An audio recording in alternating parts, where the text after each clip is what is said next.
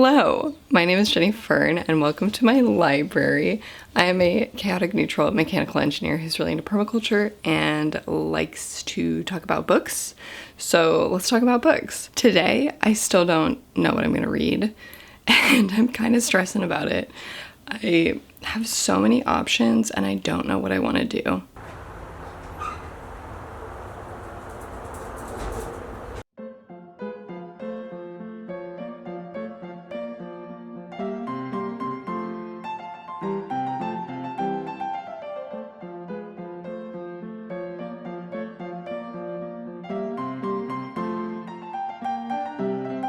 I actually got up really early this morning and I was like, oh, I'll do a time lapse of the sun rising. And so I put the camera out and I made my coffee and then I came back and the sun had not risen. And then I was like, okay, well, I'll take my little dog out. Took my dog out and the sun still hasn't risen. And at this point, I now see that the sun has speckled the hills with sunlight.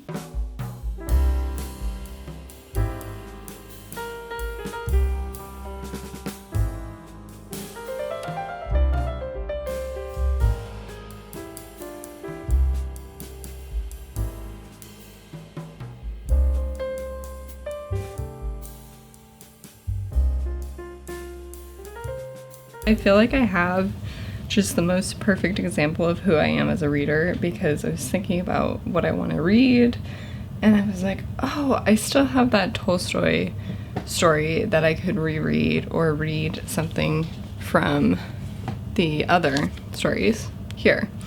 And then I went out into my little free library to put another book in because somebody finally took Wicked and I'm so happy for them. So I had seen that somebody took Wicked yesterday and they had dropped off a couple of children's books and I was like, great, love it.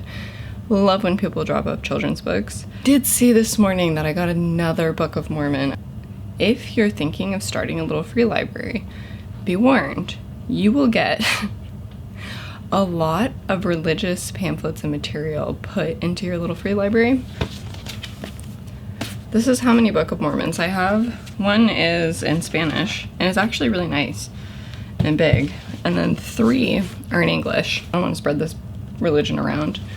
I am not a proponent of Mormonism at all. But also, I don't know what to do with the books. I've known a handful of Mormons throughout my life. There were a lot that had gone to my high school, and they're really nice people. I don't have a problem with the people. I was considering reading this because I'm gonna go tuck back into bed and read a little bit. Then I saw one of the children's books. I've never heard of this before, but Geronimo Stilton, I'm Not a Super Mouse. I'm gonna read this.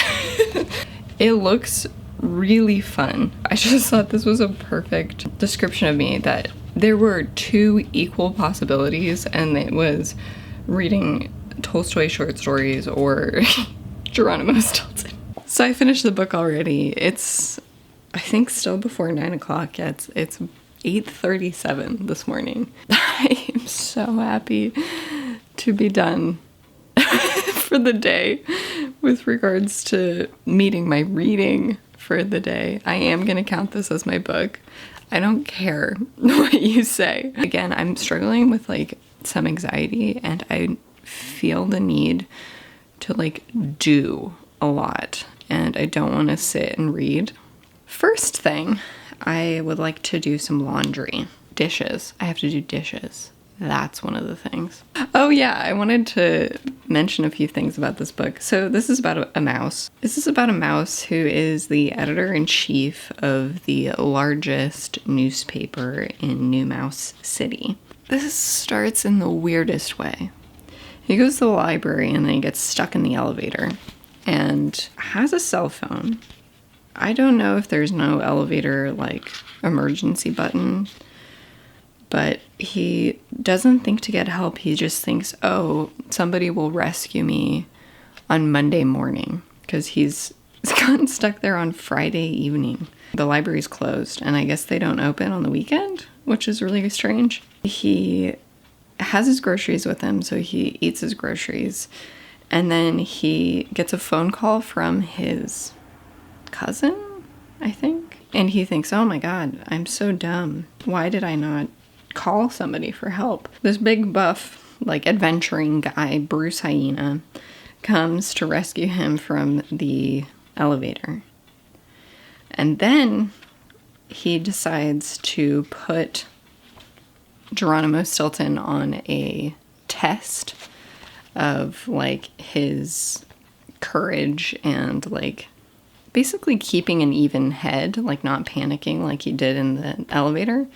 And so they go to the Sahara, and then they go to the North Pole, and then they go to the jungle, and then they go into a cave. There is like a storm back where they live, and Geronimo Stilton has the opportunity to use the skills that he learned in these tests. I have a quote of the diploma, survival course diploma, that Bruce Hyena gives to Geronimo Stilton. Finally, remember that this is your life, the only one you'll ever have.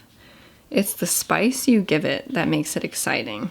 Singing in the cave is just the beginning. Anyway, it was fine. It is not for adults.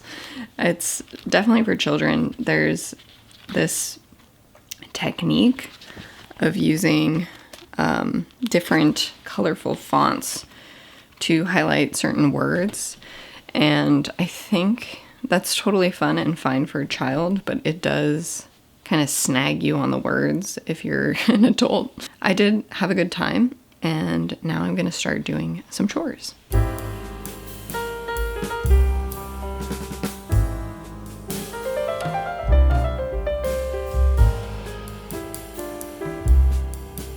I'm making breakfast right now.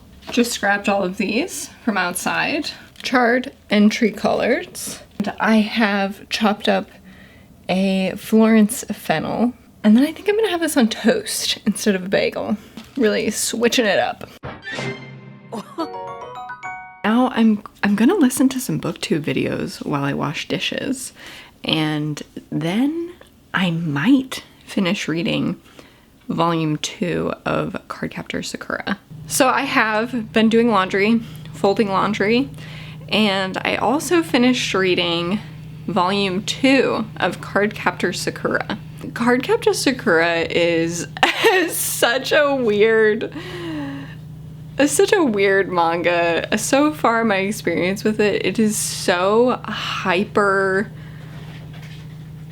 There's just so much. There's so much. It's about this magical girl who is capturing these like entities that are Clow cards, which Clow was like this great magician. His powers are like encapsulated in these cards, but they've all escaped. And there's this like really powerful magical beast that just looks like a weird little kitten creature thing. It has the funniest combination of like, it's little girls who are in school, and it's like their girlhood, them playing together. It reminds me a lot of the relationship of Anya and her best friend at school. It's got everything. It has magic cards, it has cute characters, it has magical girl transformation into cute outfits that her best friend has made for her. The weirdest thing for me is this like weird obsession with like dating an older man, and I'm like, this is odd, but I still had a really fun time with it, so I will be continuing that series.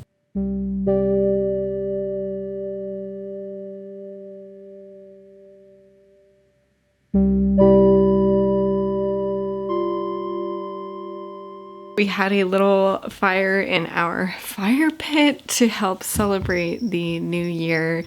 Now I'm gonna shower. I got pretty smoky.